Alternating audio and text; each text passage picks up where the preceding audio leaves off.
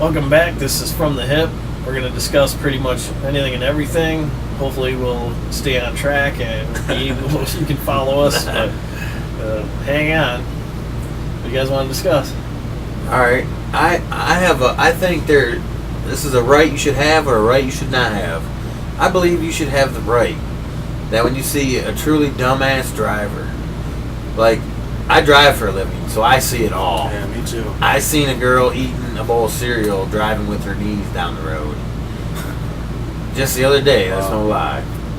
I've seen someone driving 80 on the shoulder before. Yeah, me too. Going down to Detroit. Yeah, Detroit, boy, they crazy out there. Motherfucking guys dragging horse campers and shit, fucking going 80 miles an hour. Like, why are you doing that, man? What are you doing? But anyways, I believe you should have the right, and when you see a dumbass driver in traffic, you should be able to follow that person and not physically harm them, but beat the shit out of their car.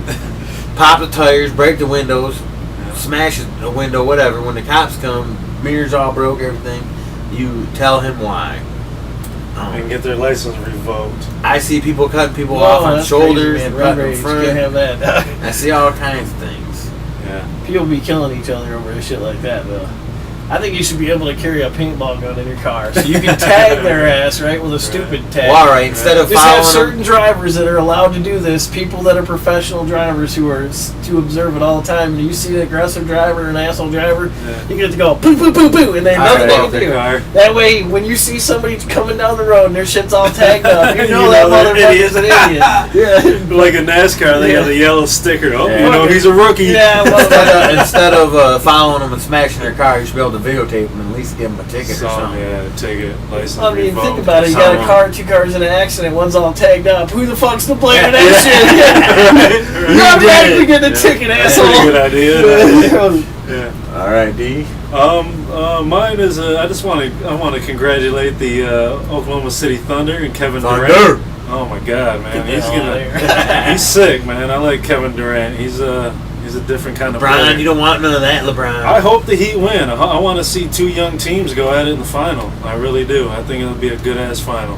Think the Heat will get him or Thunder? No. Think the Thunder If Bosch stays healthy and does what he's supposed to do and helps out Wade and LeBron, I mean, they have a chance. But, man, Durant is sick. That'll be a very interesting final. No idea what they're talking about. We're not talking hockey. No, I don't know. I don't even follow that anymore. Right. All right, Chris. If I had something to talk about, something from the hip, it would have to be the municipal golf courses of Lansing and Virgin Arrow. I think that there's a serious problem that we have with our mayor. I can't believe anything that he says because I know the reality of those golf courses. I've heard their campaign and things that they have said about those courses. One of which I thought was absolutely laughable was that it was only old white men that were there. I mean, if there's some politician that has a problem with old white men's money, please express yourself in the public so everybody knows.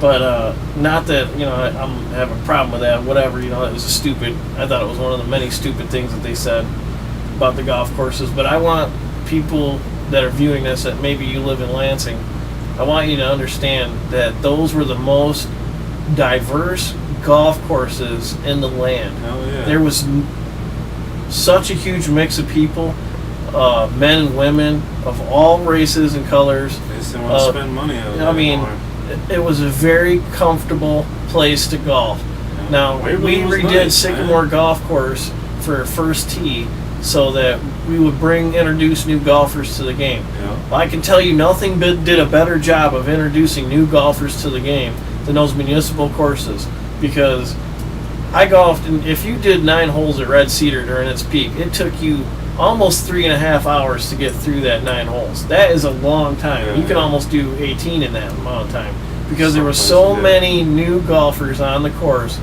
that were slow golfers, and it was okay to go there after work in your dirty clothes. Price. Yeah, I mean, it wasn't bad. The golf world should be, outraged. Where's the outcry from the golfing community for all these people who lost their, a place to golf? The other courses that are around that are private and some of the nicer public courses aren't that way. You don't see that. It's not a mix of people. It's a very Why'd singular they group keep of people Grossbeck? there. Why'd they get rid of all the other ones and keep Grossbeck? They basically have to. See, the problem is what they did was they loaded the golf courses down with all this debt from administrative fees. Now, when the millage originally passed, it was stated that the intent was not to pay for the administrative fees. It should never come out of the parks. That should be for the maintenance and upkeep and beautification of the parks. Keeping the grass mowed, taking care of all the things. And I want you to understand, too, that these golf courses were not what you see when you drive down Wood Road at Grossbeck. That's the back nine. That's a whole different type of golf course than what Red Cedar and Waverly were. That was a mowed motherfucking park. Yeah. In the summertime, when you hit a ball in the fairway, you saw dirt go flying because it was dry. There was no underground irrigation system. There wasn't special grass. It was mowed fucking park. It was not like what you see at nice golf courses. It wasn't like clearly defined fairway and rough. It was just taller grass. It was clover. There was insects. I mean, the golf poles that you used to put in the cup was a piece of PVC piping with a flag screwed to it. It wasn't a fiberglass pole. It wasn't. They didn't. I mean, there wasn't extravagant expenses. It took two people to maintain that golf course and keep it mowed. Waverly and Red Cedar. Waverly had the only place that you could practice for free. Yeah. The only park in Lansing where you were allowed to hit golf balls. It was hilly and it was It was historical. Yeah. There was one hole 7 was the longest hole in Michigan for many, many years. For like 40 years, it was the longest hole in Michigan. It had historical significance to it. Right. I never fucking birdied that hole, and I came goddamn close a few times, and it pissed me off. Yeah. And I really wanted the chance, but I lost it. And one thing I want to say else about the golf courses is, knowing that the golf courses were going to be closed in 2008, why in early, I believe it might have been September, I know it was a few months early, why were the greens at Red Cedar and Waverly aerated? They weren't aerated with the normal type aerator. They're aerated with a plug cutter that cuts 3/4 inch holes in the ground. Big holes. Go to Google Maps and look at those golf courses, and what you will see is a sea of green and a little dot of brown. Those brown dots are where the greens used to be, because weeds propagated on those greens. I would even venture to say that it might have been man's hand that put those weeds in there, because they're of a entirely different variety and species of all the stuff around them, and they only propagated on the greens. Yeah, shit on purpose. Yeah, I mean I believe that somebody somewhere purposely caused the destruction of those golf courses and allowed them to turn into hayfields, unusable hayfields, so that they could sell them dirt cheap to their developer buddies. And that's just what they did with the Red Cedar golf course. Did that go through? Yeah, they're going to sell the first half, the first 100 feet. Now, the reason that they're only selling the 100 feet off Saginaw is because that falls into the new TIFA, and if you don't know what that is, it's a tax collection agency that collects taxes, public taxes, and uses them for whatever their purpose is. The Saginaw, there's a Saginaw Corridor Authority and a Michigan Corridor Authority, and that property happens to land in the Michigan Corridor Authority. So all new taxes of the building that's going to be built there are going to go directly into this TIFA, which just happens to be headed by the guy who's developing the property. Mm-hmm. This is open and very transparent. Is that the Gillespie Group? Yeah, it's very transparent conflict of interest. Wow. They've violated our city charter. They've broken the law of the state of Michigan. They've broken federal law, yet nothing happens. No one stops them, and they've destroyed parkland in Michigan, in Lansing. They need to be held accountable for it and all the other damage they've done.